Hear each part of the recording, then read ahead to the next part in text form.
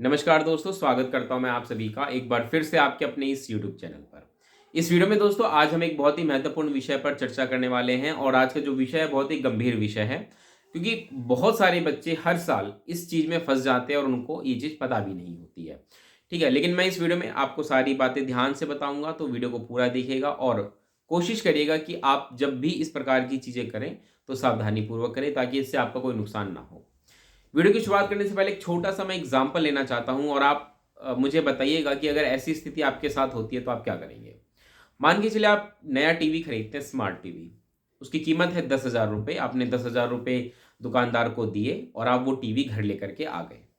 आपने उस टीवी को घर में लगाया और अगले दिन आपने देखा कि टीवी में कुछ टेक्निकल दिक्कतें आ रही हैं। मतलब टीवी जब आप स्टार्ट करते हैं तो कुछ प्रॉब्लम्स आपको उसमें नज़र आती हैं स्टार्टिंग में ही। तो आपने कंपनी में फ़ोन किया और कहा कि ये टीवी मैंने अभी-अभी लिया है और उसमें कुछ दिक्कत है। तो कंपनी वाले कहते हैं अच्छा दिक्कत है तो ठीक है, हम अपना कोई बंदा भेजेंगे आपके घर पे और वो आएगा और विज़िट करेगा और देखेगा टीवी में क्या दिक्कत है। लेकिन कंडीशन ये है कि ध्यान रखिएगा कि अगर टीवी में कोई दिक्कत आती है, तो हम आपकी टीवी फ्री ऑफ कॉस्ट जो है वो ठीक कर देंगे। लेकिन अगर कोई दिक्कत नहीं होती है, वहाँ जाने पे पता चलता है कि टीवी ठीक है, तो हम आपसे वापस से ₹10,000 लेंगे। अब आप सोचेंगे ये कैसी पॉलिसी है कि 10,000 की टीवी और कोई दिक्कत आने पर कस्टमर के घर अगर कोई बंदा आए तो वापस से वो ₹10,000 उस चीज़ के ले जाए। तो आपको बिल्कुल लगेगा ना कि आपके साथ धोखा हुआ है। और ठीक ऐसा ही यहाँ पे हमें सीटेट के एग्ज़ाम में भी देखने को मिलता है। समझाता हूँ कैसे। आप सभी बच्चे सीटेट का फॉर्म भरते हैं। जनरली फीस कितनी होती है? ₹1000 होती है फीस, ठीक है? एक पेपर की मैं बात कर रहा हूँ, ठीक है? ₹1000 फीस होती है। आप सभी भरते हैं पेपर, एग्ज़ाम देते हैं, जैसे इस बार भी दिया बच्चों ने 14 और 15 दिसंबर को। और आप यकीन मानिए आपको पेपर में 1 या 2 प्रश्न ज़रूर ऐसे दिए जाते हैं जिनके ऑप्शंस में कन्फ्यूज़न रहती है। और कन्फ्यूज़न क्यों होती है? लगता है कि सिमिलर से है आंसर्स हैं इसके, मतलब ये भी ठीक है, वो भी ठीक है, कन्फ्यूज़न बनी रहती है। ये हर साल के पेपर में होता है, इस बार के पेपर में भी है और 100% है। पिछली बार के पेपर में तो कन्फ्यूज़न छोड़िए, पिछली बार के पेपर में तो क्वेश्चंस ही गलत थे। पिछली बार ऐसा हुआ था जुलाई के पेपर में। और इस बार के पेपर में भी आपने देखा होगा ज़रूर 1-2 क्वेश्चन होंगे जिनमें कन्फ्यूज़न बनी होगी, कि यार इसका ये ठीक है या वो ठीक है। आप क्या करते हैं? घर आते हैं, यूट्यूब पे देखते हैं आंसर की, उससे मैच करते हैं। कुछ क्वेश्चंस लगता है आपके हिसाब से ये ठीक है। अब जब ऑफ़िशियल आंसर की आती है, जैसा कि अभी देखिएगा, अभी हाल ही में देखिएगा ऑफ़िशियल आंसर की आएगी। कुछ ही दिन में आपको ऑफ़िशियल आंसर की देखने को मिलेगी। तो ऑफ़िशियल आंसर की जब आती है तो आप देखते हैं यार उस प्रश्न का उत्तर सीबीएसई ने तो ये दे रखा है और मेरे विचार से तो ये उत्तर है। आप सोचते हैं कि चलो भाई हम चैलेंज करते हैं इस प्रश्न को, क्योंकि ये प्रश्न के मतलब प्रश्न इस प्रकार से बनाया गया है कि उसके आंसर्स 2-3 आंसर सिमिलर से लग रहे हैं। है ना? होता है कई बार ऐसा कि भाई कुछ क्वेश्चन होते हैं जिसके आंसर सिमिलर से होते हैं। सिमिलर इन द सेंस आपको बेस्ट ऑप्शन चुनना होता है उसमें से, जो सबसे सही होता है वो चुनना होता है। लेकिन ऑप्शंस कुछ इस प्रकार से सेट किए जाते हैं कि वो एक जैसे लगते हैं। ठीक है?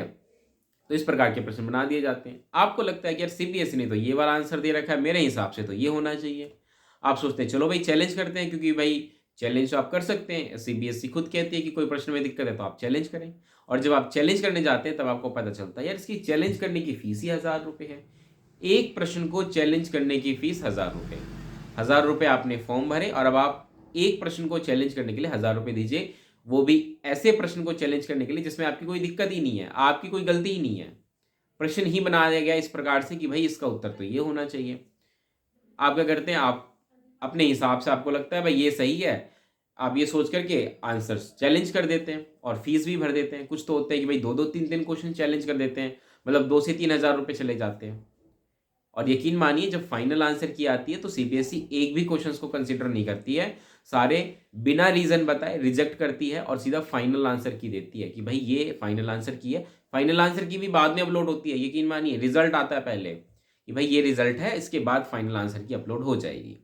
ये ऐसा किया जाता है आपके साथ। अब आप मुझे ये बताइए कि अगर आप इस प्रकार से करते हैं तो ये क्या है? एक तरीके से आपका नुकसान है ना, आपको लूटा जा रहा है। और ऐसा हर साल होता है, ये नहीं है कि भाई इसी साल हुआ है। हर साल ये चीज़ें होती हैं, सीबीएसई ऐसा करती है और मुझे लगता है ये बहुत गलत है। ₹1000 फीस किसी एक प्रश्न को चैलेंज करने के थोड़ी होते हैं, इतने नहीं होने चाहिए। लेकिन फिर भी अगर आप चाहते हैं कि भई इस प्रकार की चीज़ें ना हो तो आपको क्या करना चाहिए, ध्यान से सुनिए। अगर आपको लग रहा है कि किसी प्रश्न में आपको कन्फ्यूज़न है कि इसका उत्तर ये नहीं, ये होना चाहिए, तो हमेशा ध्यान रखिएगा आंसर्स को चैलेंज करते वक़्त ये मत बताइएगा कि भई इस प्रश्न का उत्तर मेरे अनुसार ये होना चाहिए।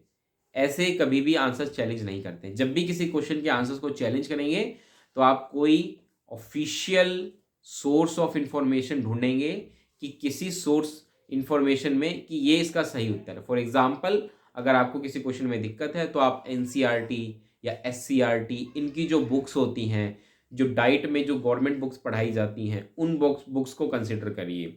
जो किसी बोर्ड स्कूल बोर्ड मतलब किसी स्टेट के जो स्कूल बोर्ड्स होते हैं, उनके द्वारा जो बुक्स मान्यता प्राप्त होती हैं, उनमें उनके आंसर्स ढूँढिए और वहाँ अगर उसके आपको आंसर सही मिले, तभी उस क्वेश्चन को चैलेंज करिएगा।